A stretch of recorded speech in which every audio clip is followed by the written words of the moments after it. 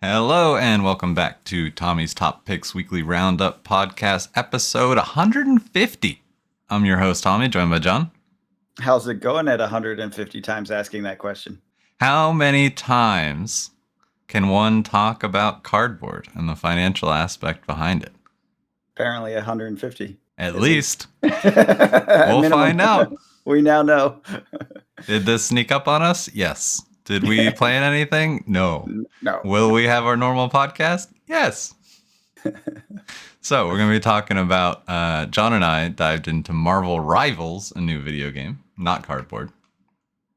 But Marvel is ever leaking into the cardboard world and will continue to this year. My most anticipated set. Yes, please. Yeah. Yep. I'm going to get all my friends to play Magic during that time. Because it'll be really easy. Because Spider-Man. And it's already working, but we'll get into that later. Which do you think will be easier, Lord of the Rings or Spider-Man? This says more about your friends' demographics than anything else, but I'm just curious for you. The friends I'm speaking about, Spider-Man, unfortunately. Okay. I wish it was Lord of the Rings. Yeah, I was just kind of curious what your breakup of friends, are they more Here's comic book or fantasy nerds? You know what I mean? Like, how's your demographics of friends break down? There are more comic book than fantasy. Well, they are both. Sure. Yeah. But the Venn diagram is very tightly knit. Yes. Yeah. But if one was to do it, I have higher hopes in Spider-Man. Gotcha. Also, another thing that Spider-Man has going for it is it's going to be a standard set. Lord of the Rings was a modern set with a bunch of commander cards pushed in. Got it. Okay, so just fair. The power level and the amount of reading required for Lord of the Rings is a lot higher than what I'm predicting Spider-Man is going to be. That makes sense. I see. Not that Magic hasn't had complicated standard sets recently. Yeah, I was gonna say, but what was the one? We know Lord of the Rings, we know what's in it, and it is a complicated set. Yeah, it was. Mark Karloff Manor, right? That was pretty text heavy. Yes. And new rule heavy. Like there's a bunch of new mechanics. That was the one. Like if I could pick, everyone's like, what the hell? If I could pick what one to get my friends into, it'd be Foundations, which is working. It's cool. Yeah, I keep seeing people post pictures of pools, and I really want a collector's box, but I'm holding my hand back because just buy the Land of Werewolves, John.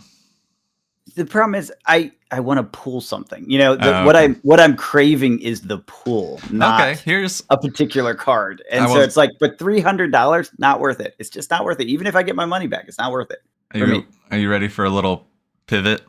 Sure. I've been selling some of my Pokemon booster boxes that have doubled on Facebook Marketplace. And I sold one of the Twilight Masquerade boxes to a guy who had recently pulled the big Surging Sparks Pikachu. Okay. And it was like when it was $500. I think it went down to $400. I haven't checked it since. He was like, I don't really want it or need it. Would you be willing to take that as a trade for other boxes? And I said no. Yeah, I would say no is the answer. In less than a week, it went from 500 to 400. Well, and people, I even saw online, and this is, I'm not Pokemon. Yeah. So, like, I don't pay attention. I even saw someone in some random TCG thing say, why is this card, like, why am I chasing this card? Yep. Because it's a weird looking Pikachu too, right? Mm-hmm. Yeah. People are, I guess, I don't know what it is, just the rarity, but I think people are. They chase the value. They're just like, they're looking at it and they're like, wait a second, I actually don't want this. Yeah. So, and so that's the thing, is I found it really interesting that this guy that was ripping Pokemon packs like crazy got the card, the best card, didn't want it. Yep. I'm just like, then what are we doing here? Yeah, what's even happening? I thought I understood the Pokemon community, but I guess not. Well, and you want to pull it. Yeah. Everyone has that. They get caught up in the hype. I understand that. Yes, so I think what we are seeing is and it's fitting that it hits on our 150, is that we are getting back to where we started. Things are getting crazy again. Things are getting weird. Things don't make sense. Yep.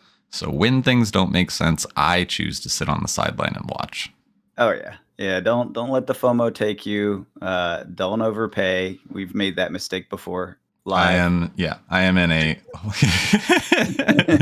I am in a holding pattern when it comes to buying stuff right now. And honestly, selling stuff and taking profits where I can.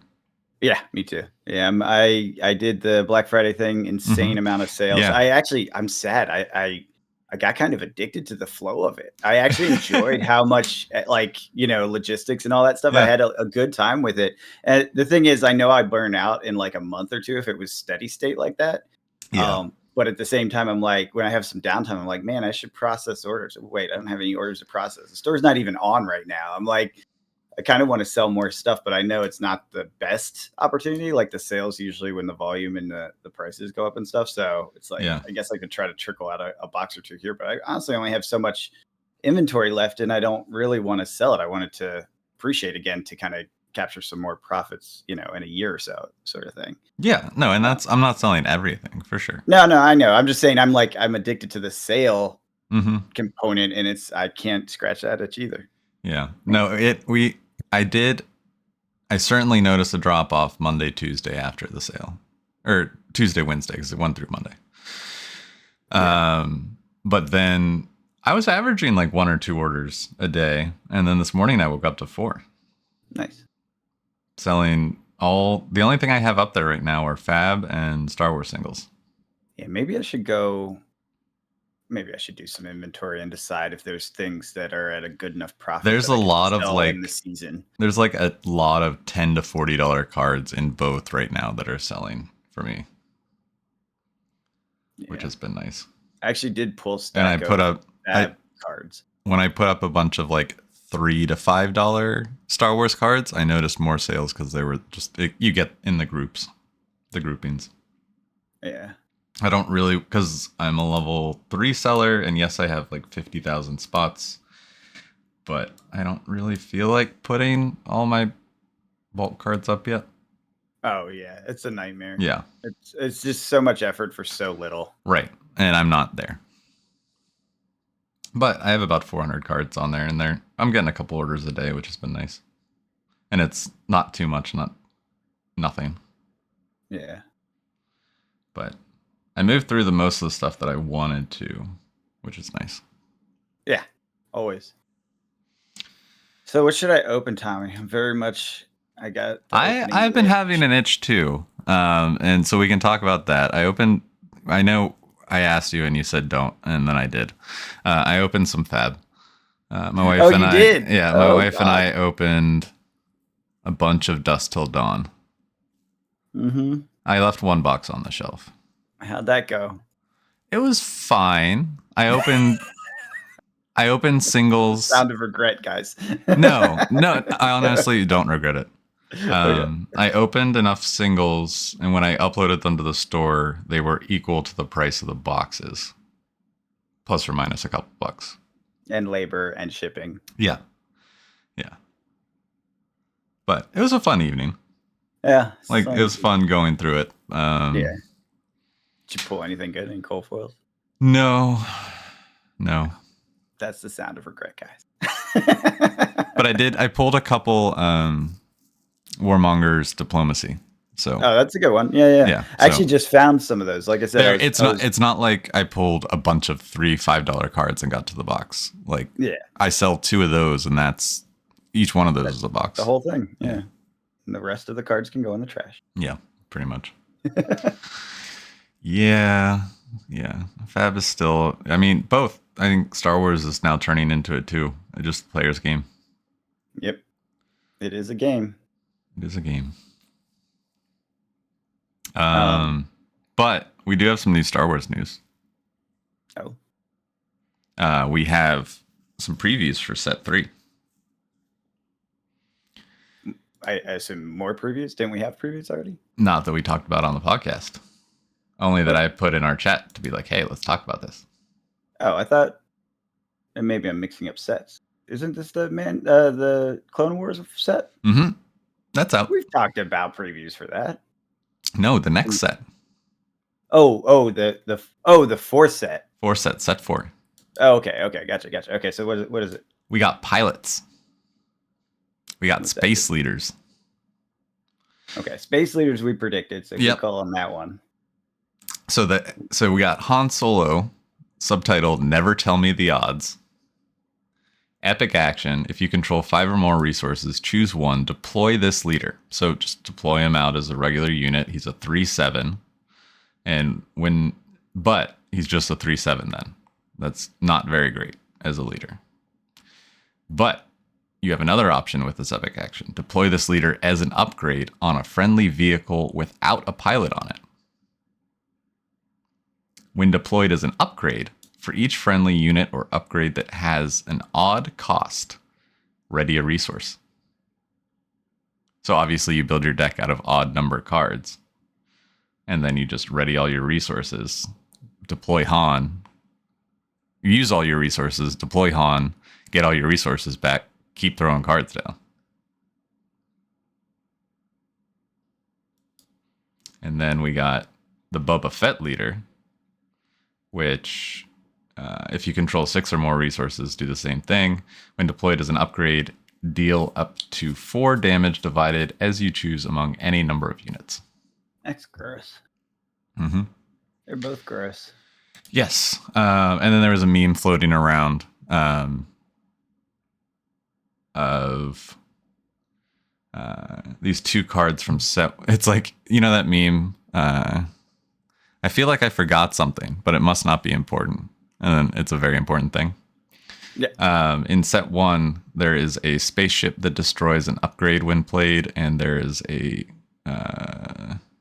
neutral card that destroys an upgrade for very cheap. And these pilots are upgrades.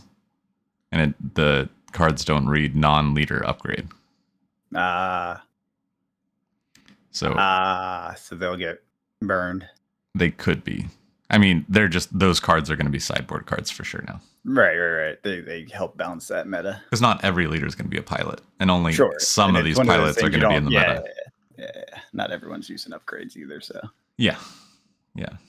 And then I'm sure they thought about that. There's no way. We're still within the first 7 sets. Yeah. The whole thing was planned before day 1. Yeah, it's fine. I'm not concerned about it from a player's perspective. But I just thought it'd be fun to talk about real quick, because we did get new Star Wars news. And I think that came out of PAX, because PAX is happening right now. But we bailed on it because tickets sold out. Yeah, didn't end up going. Nope. Sad day. Another year. Yeah, it's fine. This is the first one I've missed since it started, though. I'll tell you that. That's interesting. Yeah. But I'm glad it's a sellout type event now, which is cool. Very, very happy that Philadelphia has supported this the whole time, and it has grown, quite large. But we skipped over what we played. We did play some Magic this week. Do you want to talk about your games? Yeah, so I got to play some Friday Night Magic, which for us is TTS, doing Commander. And I got to play a couple of decks. We only got 2 games in because of people's schedules and stuff. The first one was Arcades, which is the dragon that likes Defender. Basically, it turns defenders into not defenders, and then I think it inverts the attack, so it does damage with its defense value, right? So really fun little turtley deck. It's obviously a turtley deck. It's a wall deck. I like it so much. Well, for one, I'm back to blue. I'm playing blue again. I played. They allow it? Yeah. Well, the guy who really didn't like it eventually gave in on that, and then I was sticking with it because I did want to try other colors and stuff, right? Yeah. But then he hasn't been playing recently, so even more reason for me to just say, well, screw it, because no one else really cared. Yeah. But I played my Sky Noodle, Yorian, deck in person a couple weeks ago at the Friendsgiving thing. Actually, I think I forgot to talk about that last time. And it was such a breath of fresh air to play blue again. And I forgot how much I love my little turtly dirtly blue decks. And so that's I mean, when you aren't playing your color, you're gonna get not discouraged, but just lose it's just different. It's Yeah. just different. It's a different type of concentration and thought process instead of all the tricksy stuff that blue has, and I just love it. And so, anyways, because of that, I was like, well, now I'm inspired. I want to do blue stuff again because whatever. I'm gonna do it. And then I built that, and then I found this Arcades deck. This is actually on the Bestiary on TCG Player. If you guys aren't aware, they have a whole like monthly or whatever like thing where they put out deck lists. So it's just the one from there. I tweaked it a little bit, but it's pretty much just the one from there. I just went through it because I was like, I need inspiration. What do I want? Started flipping through it. I was like, there we go. There's a color combination I haven't played before. I was like, I like this. This is interesting. This is kind of up my alley as far as things go. So anyways, got to play it. It was a lot of fun. It did go a little crazy. I ended up losing ultimately. Like I think I lost both the games, but it was one of those where it was a very balanced game. Like at the very end, everyone was down to a very few life, and then we finished it off, and somebody took the win. I don't actually remember who it was. And then the second game, I played Volo, the blue one, Inter something or another. I know it starts with an I, but I don't remember which one it is. It's the blue, not the blue-green one. And he is pretty interesting. This is another deck I just found in like Reddit or something. Itinerant Scholar. That's it. Itinerant Scholar. That's his name. Basically, what he does is when he enters, he creates this Volo's journal, and it tracks types. So it's a anti-typal. So you don't want one type, you want as many different types as possible. And for each different type, when you tap 2 and tap him, you draw a card. So basically it's creatures matter and anti-tribal, right? That said, this deck, and it's all blue, right? So it's pure blue deck, mono blue, which I've been looking for a good mono blue that wasn't too annoying. It is a mermaid deck, though, because almost every mermaid has a secondary type. So Merfolk Wizard, Merfolk God, Merfolk Rogue, Merfolk sorry, I have a couple wizards in this one. Things like that. So what I'm gonna do is I'm gonna take my Merfolk deck, which generally is janky and people don't like it, and I'm turning it into this Volo deck with the Merfolk, and I'm very excited about that. And hilarity ensued on this one because we had a Sliver player, a Nightmare player, my mostly mermaid deck, and what's the other guy playing? I think there's a tribal on it too, but I don't remember what it was. And the Sliver player, not really knowing cards all that well or whatever, various cards, put out a coat of arms. I don't know if you're familiar with coat of arms, but it is an artifact that says for every other type like this type, add +1, except the thing about coat of arms is it's universal. It's not just your deck. Right. And everyone was playing tribal.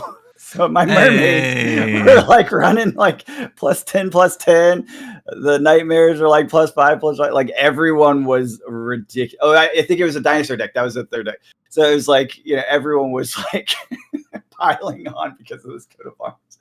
It was out of control. It was just the most insane game in a long time. That's fun. Yeah, it was very fun. Unfortunately, both games for me, I just got mana screwed like real badly. But they tend to play pretty slow. Like no one's super aggressive. So I managed to catch up and do some things. I never got value up to the point where I could actually win it. Got to kind of help King make a little bit, but that was about as far as I got into the game space. Just no mana. Lame. But I'm making both of those decks for real. I actually already ordered them.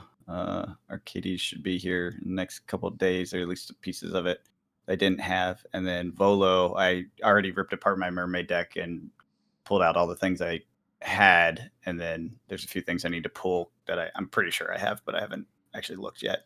And then I ordered a bunch of stuff that I know I didn't have. Nice. And both of them have little Staxy components, which I love. Not painful ones, but like propaganda, like don't attack me. Yeah. Pay tax. You know what I mean? Like, leave me alone. I'm just your innocent little blue mermaid over here, until I come around and wreck your face. But, that's how it works. Love it. A lot of fun. What about you? What'd you play? I did an OTJ draft on Arena because that was a quick draft this week. Reminded how much fun that was. Did a Rakdos Outlaws theme. Pack 1 picked one. The uncommon signpost for that. And then Yeah, had some fun. I think I went 4-3. It was fun. That one's kind of hard because you can, with quick match, or with quick draft, you just kind of run into any kind of type of deck. It's not like you're drafting from the same cards. And then I've been playing this Boros Enchantment standard deck that's just so much fun. It's just you find a couple of your creatures, which are, what are they? Shoot.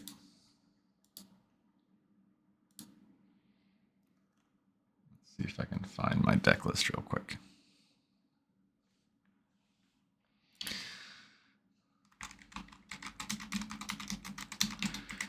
But it revolves around, it uses a lot of things from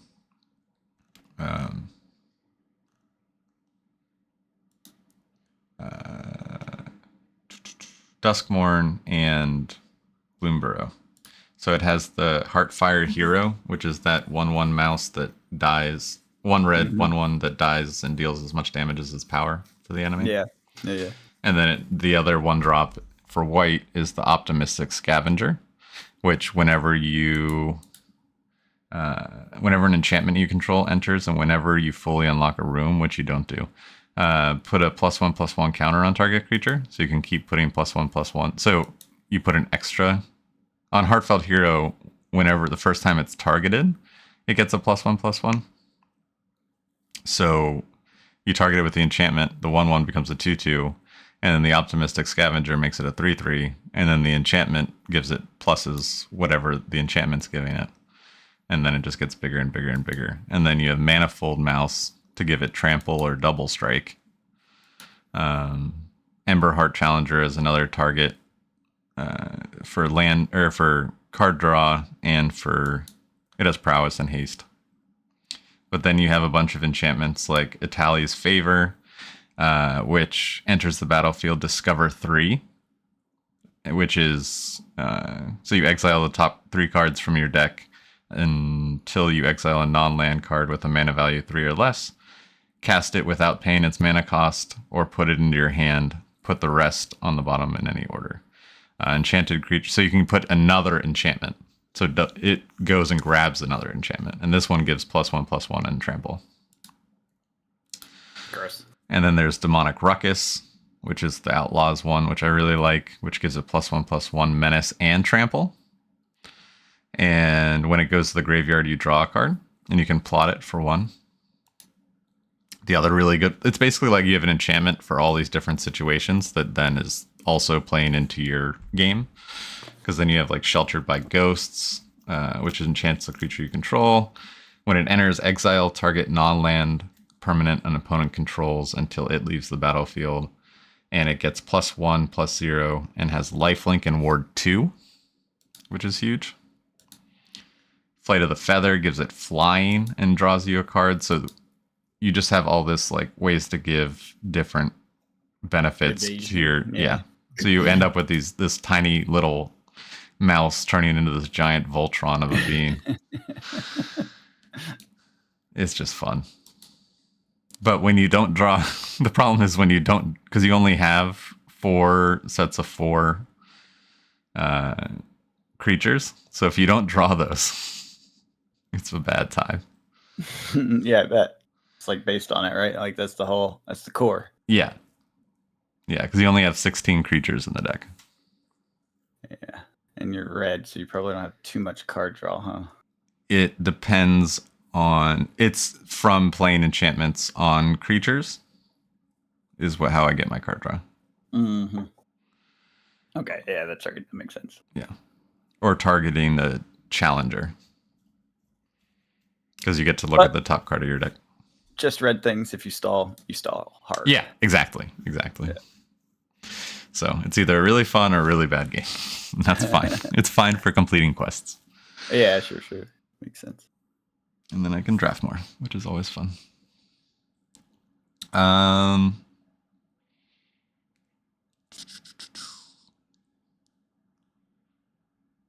to think where we want to go from here.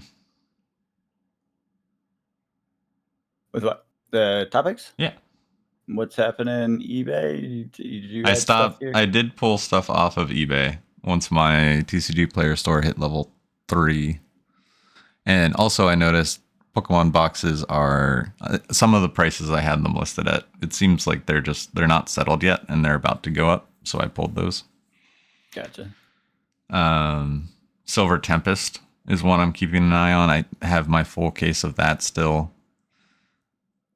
but it's still on Pokemon Center. This is one of those weird ones where Silver Tempest is about to go up. I guess there are these people that can like scrape PokemonCenter.com and can see inventories and stuff. Oh, no. Okay. It did sell out. It was not sold out yesterday. So Silver Tempest is sold out on PokemonCenter.com, which means, let's see what TCG Player did. Okay, so it hasn't reacted yet, but it's already been selling above. So what's funny was Silver Tempest on TCG Player has been selling, the market price is 172. It just sold out on Pokemon Center at 143. Because they kept the MSRP for Sword and Shield on Sword and Shield boxes on Pokemon Center. Gotcha. And it is on final sale item, out of stock. Purchase limit was 4. But now I would expect, like, kind of, because Silver Tempest has been at that 180 kind of price for a while. Bouncing between like 150 and 180. And then 180 is kind of that ceiling where people start getting smart and they just will order from Pokemon Center instead because of after sales, and you're still under TCG Player, under sales tax and stuff. Yeah. But yeah, I think this will start to move up to the 200 in the next couple of months. Just because it's no longer has that cheaper option. Yeah.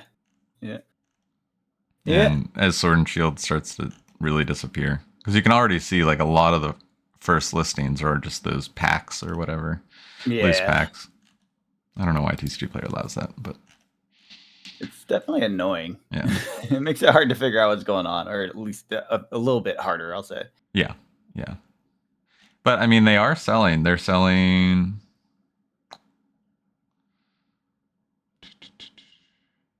2 a day.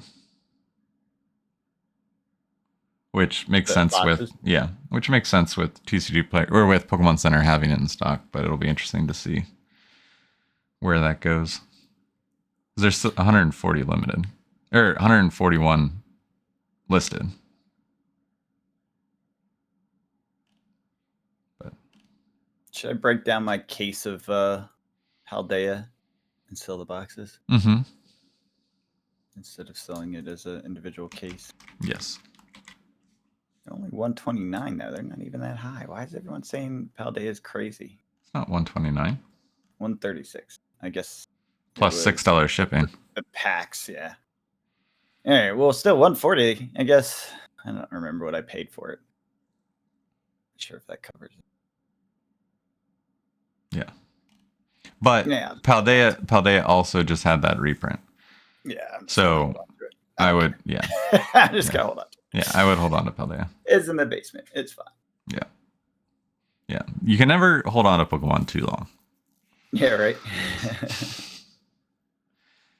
Yeah, my Pokemon, I'm down to almost nothing. I got those little 151 booster bundles. I got a few of those. Those have gone up, I'm sure. Did I sell out of that one thing that I bought by accident a million years ago? Yeah, Lost Origins. Yeah, did I finally sell out of that? No. Wait. Hold on. I still have 5. Those have probably gone up. I don't think I even put them up for the sale. Because I forgot I had them. Those have probably gone up. They have. And I took them, like, I do them 2 at a time, and the 2 sold. And I was like, okay, that's fine. I'll wait till they go up to the next tier. Yeah. And I don't think it's gone up since I got my, like, I forget what it was, 50 or 60 bucks a piece. It was a good price. I remember being exceedingly happy and saying, okay, I'm down to my last 5. I'm just going to leave this off inventory for now. And then I forgot about it for the holiday sale. Yeah, that did help move a bunch of stuff. Oh, the holidays are the best. Yeah. Like, I wish they did that once every month or so, and I'd just do that. Yeah, they're down to like 40 now. I know. I guess that's what they were. With shipping. That's why, because I do the shipping on this. Yeah, 56 plus shipping. Yep. Yeah, that's where it was before, so I didn't miss anything. That's good. Yeah. It's on my shelf, so I remember them next time. What should I open, Tommy? I don't know. What kind of thing do you want to open? Magic?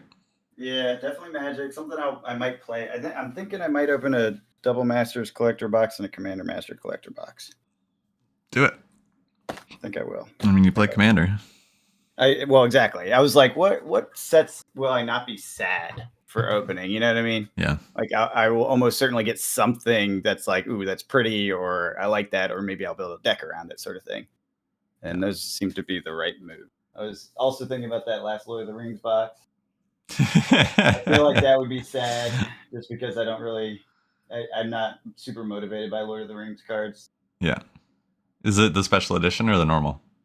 The normal. The special I sold. Yeah. I sold that at like Rex or whatever I paid for it. It was crazy. I know it's gone up more. I could have gotten a 7X. Yeah. I still have mine on my shelf.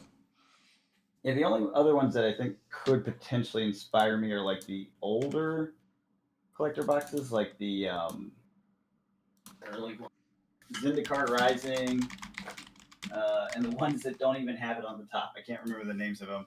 I think it's like Eldraine, Zendikar Rising,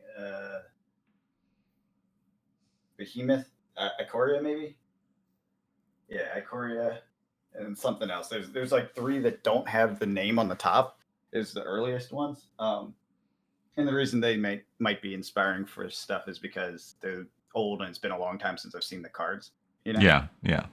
So I'll probably pull something. But honestly, I don't think those early collector boxes were that flashy and good. You know what I mean? They weren't. And I think that's why we're seeing these new ones do what they're doing compared to those old ones. Yeah, because they have real like cards people really want. Really like, because they're really pretty or whatever. Yeah, they figured out the flash and then they structured products. And they're in standard.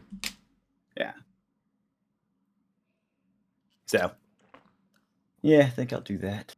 I mean, we were talking about it last time about how like Foundations is bringing in new people. It brought in my friend's cousin, who then my friend sent me a picture or preceded it with, "I've done a bad thing." And I was just like, just out of nowhere, I get a text from my friend. "I've done a bad thing." Yeah. And I was you like, introduced someone to the crack, didn't you?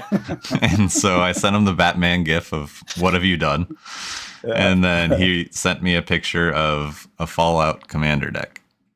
And I was just like, or no, he said, "My cousin made me do a bad thing."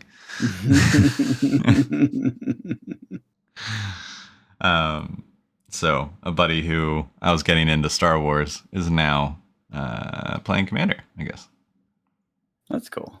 So that's neat. That's what these new TCGs do. They're like, "Oh, you found you like TCGs? Here's the real one." All right, I have to complain a second. So I'm flipping through Foundations cards because there's a lot of cards in here that I'm like, man, that's pretty. I like that. This is why I'm like very tempted to pay $300 for a stupid collector box just to open something because I want to open something. Mm-hmm. But it's like it's not worth the $300. And by the way, it is $300 on Amazon still. Last I checked. I believe it. That's MSRP. Well, exactly, and it's on Amazon, so they probably have a lot of it for a while. But it's just like what the argument was, yeah, but that's like a whole new deck. And to be fair, I just bought the Volo cards I was missing and the Arcades cards I was missing for about $300. So it's like, yeah, I just got 2 new decks out of it versus a box that I may not get anything I want. Mm-hmm. The math is obvious. Don't buy the box, right? No, buy singles when you want to Yeah, buy. well, When you want to exactly, play. exactly. When you want to But the open thing stuff, is, I buy want the boxes. pool. I want the pool. I want the pool. That's like what I'm itching. I'm not.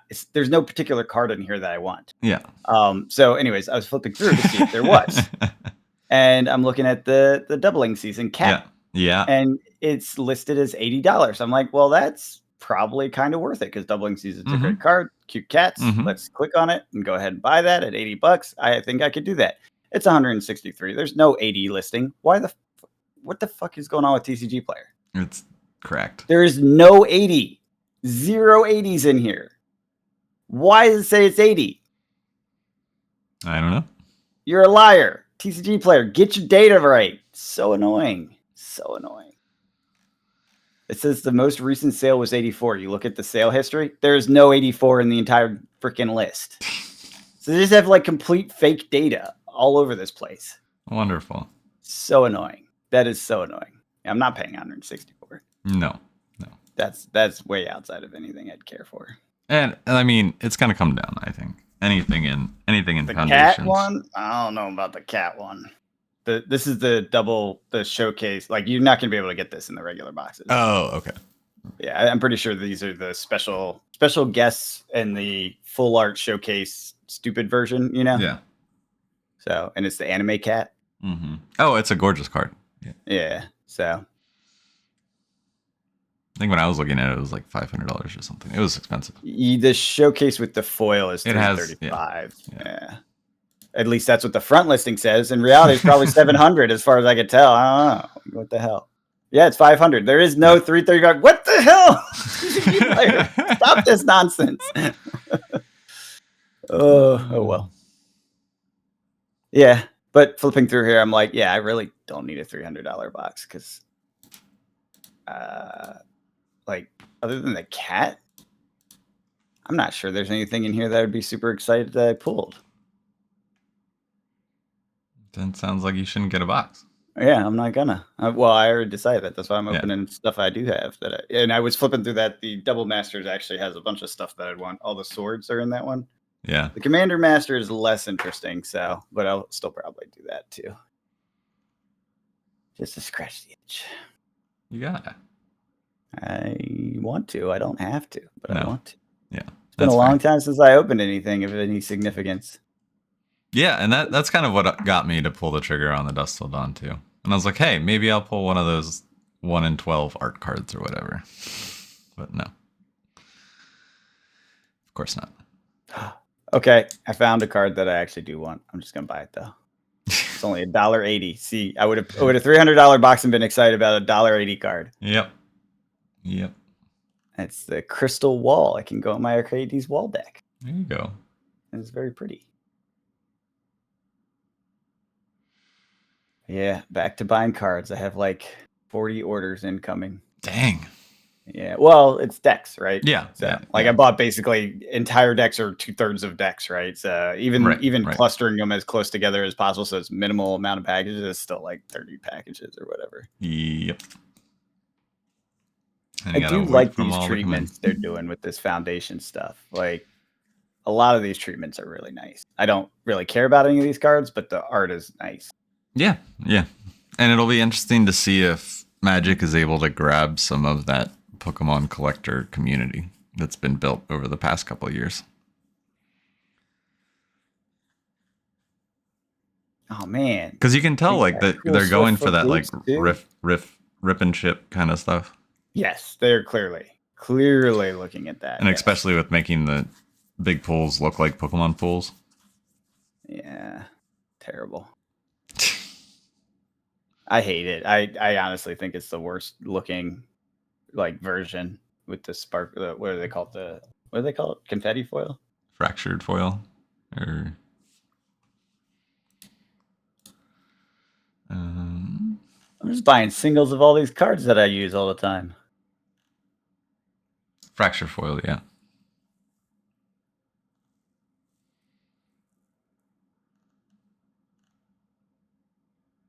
Yeah. Man, they did a smart, okay, so this tells you how out of touch I was. I'm just now realizing how many like commander staples they put into the foundation boxes with fancy art. Mm-hmm. Like, what? Mm-hmm. Crazy. The tally, obviously doubling season. That's a key one. The Every Swiftfoot set's a boots. commander set, even foundations for Yeah. standard. Like, that's kind of crazy. Mm-hmm. Oh, and they have mana foils too. They have fractured foils and mana foils.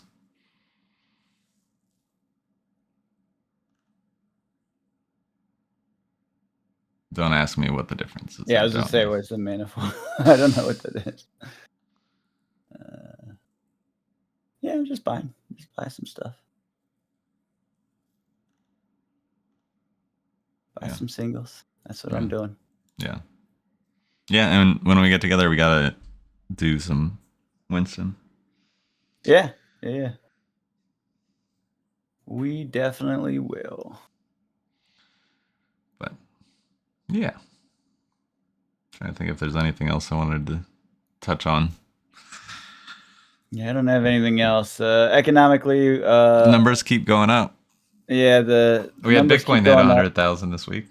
Yeah, and stocks are near records, and unemployment came in less than many people were expecting, which isn't all that surprising because I don't know that it's all seasonally adjusted at the first reporting, right? Mhm. So it'll probably be adjusted down, or maybe I don't know. Holiday season is always higher employment. That's just Yeah, and December is typically pretty volatile. Mm-hmm. So we'll see where that ends up. Nothing really interesting in it. It was basically flat to expectations, so nothing surprising up or down. So yeah, all things are continue as normal. I will say there's definitely a lot of market noise and hype around, like beginning of 2025 is going to be huge, blah, blah, blah, that sort of thing, which is, fine and probably accurate. We'll see where it lands in the longer term over that period. Again, depending on what policies actually get passed and how long it takes for them to pass.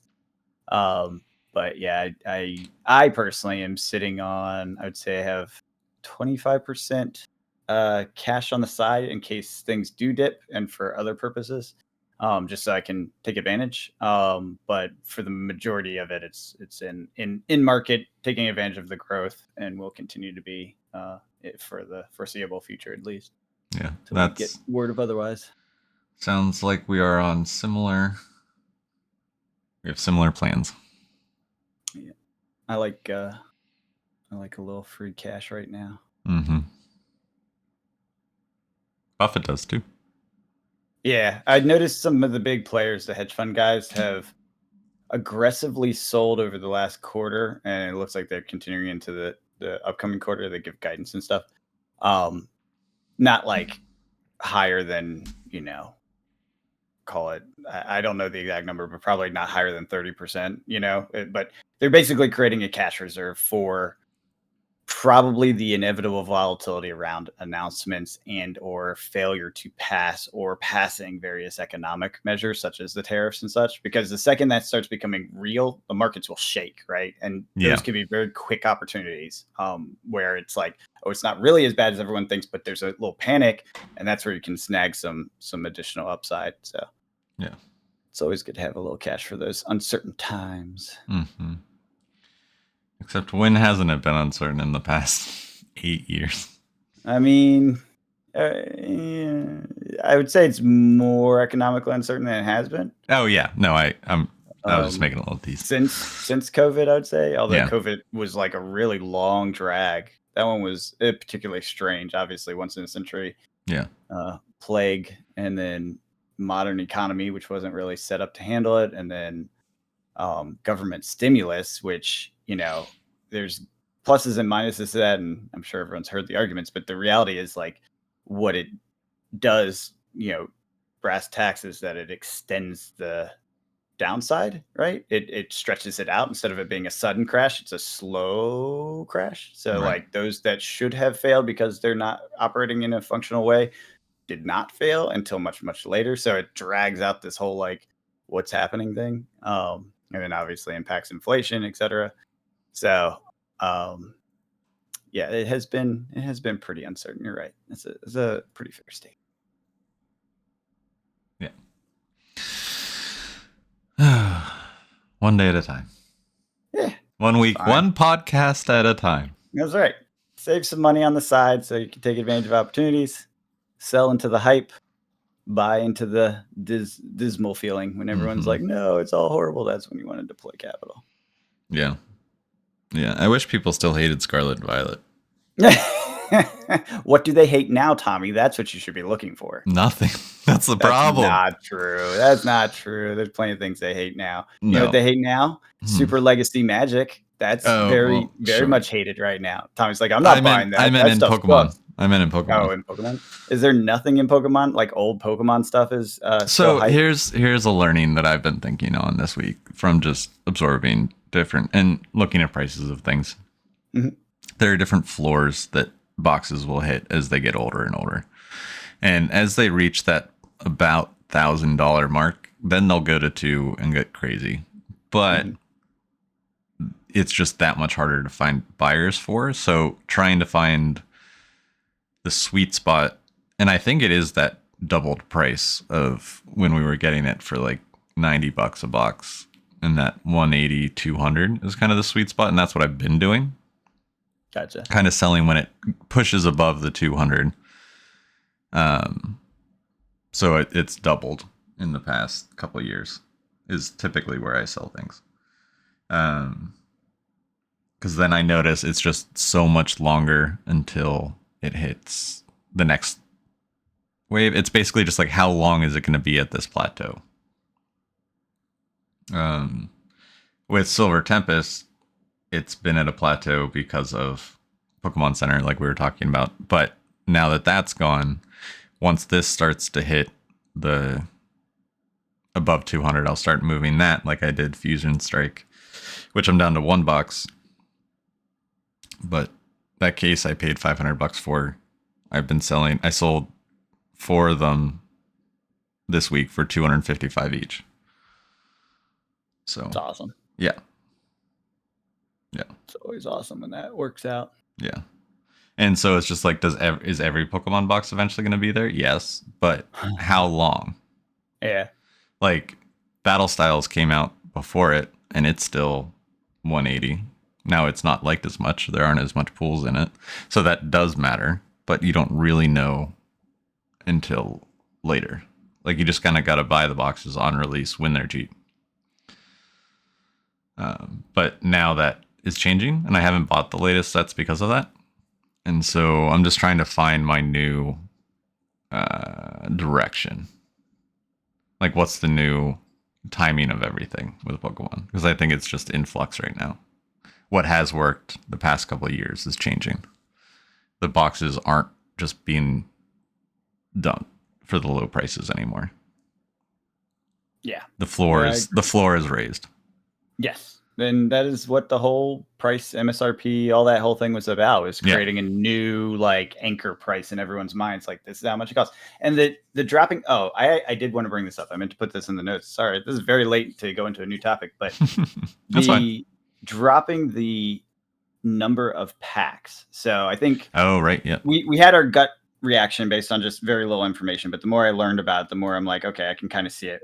Apparently, one of the things that drove it, and I didn't do my research before we chatted about it last time, so I wanted to bring this up this time, was stores saying that they're not selling as many boxes because it's too expensive. Basically, even though this price, anchor thing has been pushing things up to that 150, 120 range, whatever, there's just people that can't afford it. And these stores rely on that long tail, buyer that wants to buy a box, can afford about $100, but can't really afford the 120 or whatever, isn't willing to spend it. And what the stores asked was make it $100 a box. Like they didn't care how many packs that was. They just wanted to be able to sell it as a box so that they could order in a similar way, X number of boxes get cracked, drafted, and then the rest get sold as individual boxes. And then the rest get dumped if it's a bad set. Right. So like there's a economic structure and the fact that is the driving reason behind this, which I did not know before. I didn't realize. I'm less cynical about it. if that's all true. Now, is it true? Is it just what they're saying? Is it the reason? Blah, blah, blah. I can understand it. It does sound like something reasonable within our current economic situation for people.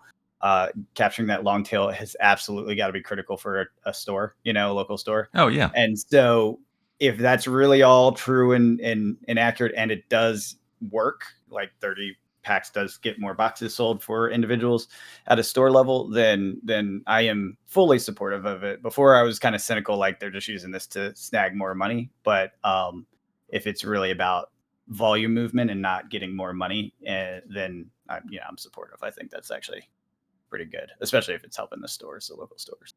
Yeah, it's gonna be weird. Yeah, holding sealed is weird though. Oh when yeah, you have all these who cares? Like it's like changing every couple of years. As much as holding sealed is like where my love is, I don't think Wizards nor stores should bend over backwards and or suffer for people like me. Absolutely my job not. is to Absolutely figure out not. how to take advantage Absolutely of what's not. there. Yeah, That's correct. where my value creation is. That's what I'm trying to do for myself. Like having the like serving me is not the right answer. It's a game.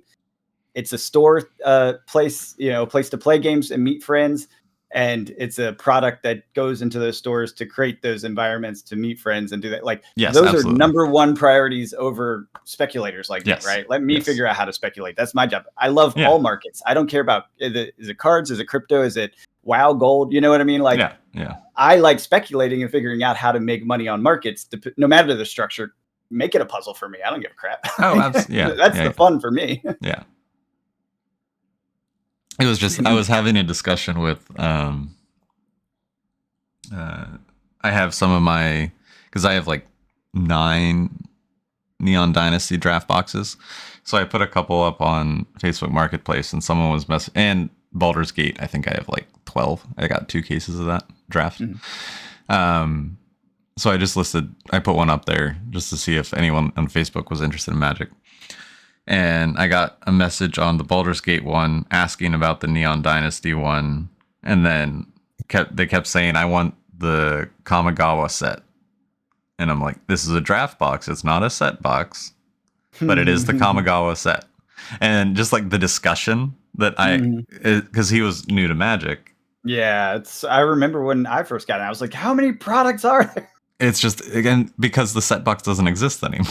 Yeah, it makes it even so more it's like confusing. There was this one. It's like, I don't want to drive and meet you, and then you're disappointed that it's the draft box and not the set box. Yeah. And he's like, what's the set box? And I'm just like, okay. Let me draw your picture here. And then he was like, what kind of packs and how many packs are in the box? And so I went to TCG Player, copy and pasted. And it was a funny discussion and just thinking, like, the way he was talking was just very confusing by using the term set box. And yeah. So now it's just like with these draft boxes. So like, does that push down the value or kind of hide the value of these current play boxes that have the extra packs? Because these are going to be, now there's going to be a section of play boxes that have more, because I'm assuming they're still going to call them play boxes for Aether Drift when they make this pack number change. I don't know. I'm not even sure. Are they going to call them mini play boxes? Just like somewhat smaller play boxes? Or they just call them like draft boxes and go back to that nomenclature? Because but they're play packs. Yeah, I don't know. I honestly don't know. Packs are set up differently. Clearly still twisting things, like and changing stuff. Like even this announcement was like, it wasn't even like a big official thing. I think it just came out of Maro's like Tumblr or whatever. Like he was just talking about it. Yeah, which I mean, if the only change is just the number of packs, then yeah, you don't really need to make it. It is confusing though. You're right, because those 36 pack play boxes will be priced higher, which I guess will help anchor the future boxes higher because people will think they're the same even though they're not. Or vice versa, it will pull them down because people will see the cheaper prices of the newer ones. That's fair. Yeah, possible. Yeah, you're right. It does make it hard to speculate. Yeah, because it's like, what era of this? How many packs are in this box? Because we went from draft to play to. Because in a draft box, it's what, 32? Raft, I think it's 36, right?